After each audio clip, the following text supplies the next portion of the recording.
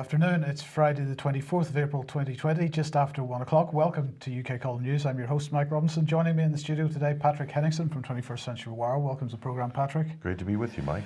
Okay, let's get straight on and, the usual statistics as we go through this. Right, now, let's talk about Wednesday's live stream from the government on this. And here's Dominic Raab, of course, First Secretary of State, Foreign Secretary, and he was, what was he talking about? In the sight of our armed forces working side by side with NHS staffs offers reassurance we will come through the crisis. So if you were in any doubt that we were going to do that, then that has been allayed, no doubt. He went on to say it's only fitting to pay tribute to the amazing work of our armed forces and the Ministry of Defence. They've been there every step of the way, helping reinforce our critical care capacity, supporting local resilience and delivering personal protective equipment where it's needed most. And the mobile labs critical for ramping up testing capacity right across the country. So that's fantastic stuff. The head of the British Army, of course, Nick Carter, General Sir Nick Carter, and he was also at this particular briefing. So let's just listen to a little bit of what he had to say. And we've been involved with the Cabinet Office Rapid Response Unit, with our 77 Brigade helping to quash rumours from misinformation, but also to counter disinformation. Between 3,000 and 4,000 of our people have been involved, with around 20,000 available the whole time at high readiness. So Patrick, 20,000 people sitting at high readiness, thousands of people involved in this. Now let's just before we go, Mike. He's wearing desert camo at that press briefing, Mike. Desert camo in the UK. Yes.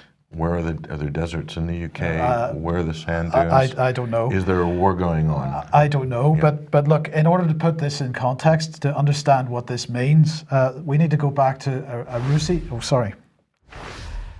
I do apologise, that was a slight mistake. We need to go back to a RUSI presentation that he gave a year or so, 18 months ago. And he was basically saying this. Russia, China, Yemen, Libya, the Sahel. He's very concerned about all these regions geopolitically. He said our own media has a really important role to play in setting up well-informed public debate. And he said that political warfare is war by other means.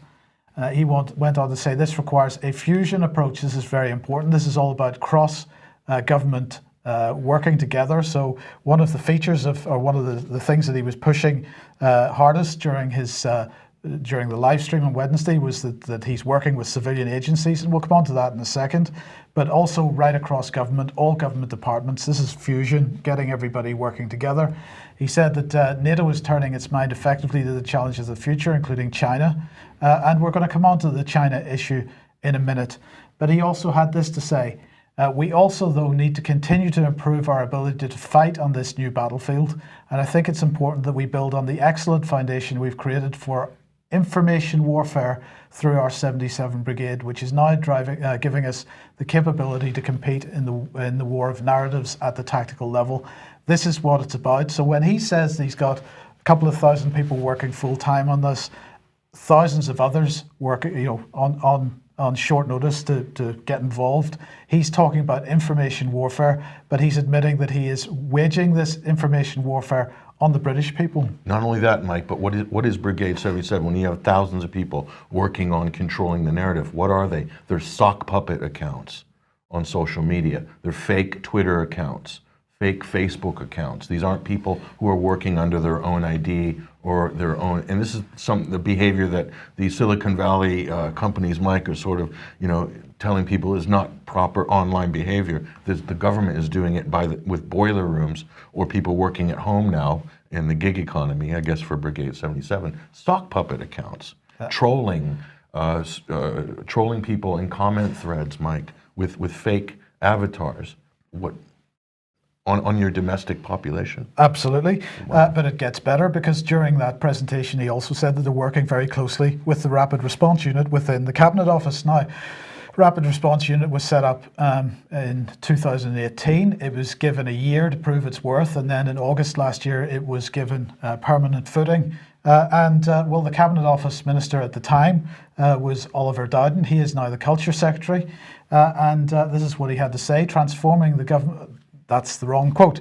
Okay, we'll move on. But anyway, the point here is that Oliver Dowden has now rebuilt, or he rebutted 70 false claims per week since the coronavirus crisis hit the UK, he said. That's what he claims. They are working very, very hard to rebut these false narratives. Now, what was really interesting, Patrick, was that quite a number of the ones that they mentioned in their press release were mainstream media comments, so stuff that was out in the mainstream media where the government were taking offence at some of the things that were being said and felt they had to rebut it. But nonetheless, the Rapid Response Unit, also like 77 Brigade, trolling social media. They're playing the same game, and this is another example of the fusion doctrine at work, where we've got military and civilian personnel working together to counter so-called disinformation. Is it no coincidence, Mike, that the rapid response mechanism among NATO member states, you see the policies among NATO member states are more or less streamlined with regards to the response to this so-called pandemic? Right. It's very interesting that you say that, because you've made a mistake there. You've said rapid response mechanism. This is the rapid response unit. These are two different things, but they're named basically the same because they do basically the same job. Right. Now, what you're talking about is the rapid response mechanism, which is where all the G20 countries have a common narrative, which is then pursued through the mainstream media. The rapid response unit is there to make the G7. The rapid response unit is there to make sure that narrative is succeeding. Isn't that what we're looking at right now? Absolutely. So this is fusion again, but it doesn't end there, because the House of Commons Digital Culture, Media and Sport Committee is supposed to hold the Department for Culture, Media and Sport to account. But here's Julian Knight from the House of Commons Digital Culture, Media and Sport Committee saying the deliberate spreading of false information about COVID-19 could have serious consequences. Much of this is happening on social media through private channels, putting the onus on friends and family to identify whether the information they're seeing is misleading. And so they are now calling for the public to send them examples of false info that they're finding about COVID-19, particularly on private channels. So they're not interested so much in the stuff that's in the public domain. They want to know what people are talking about amongst themselves privately.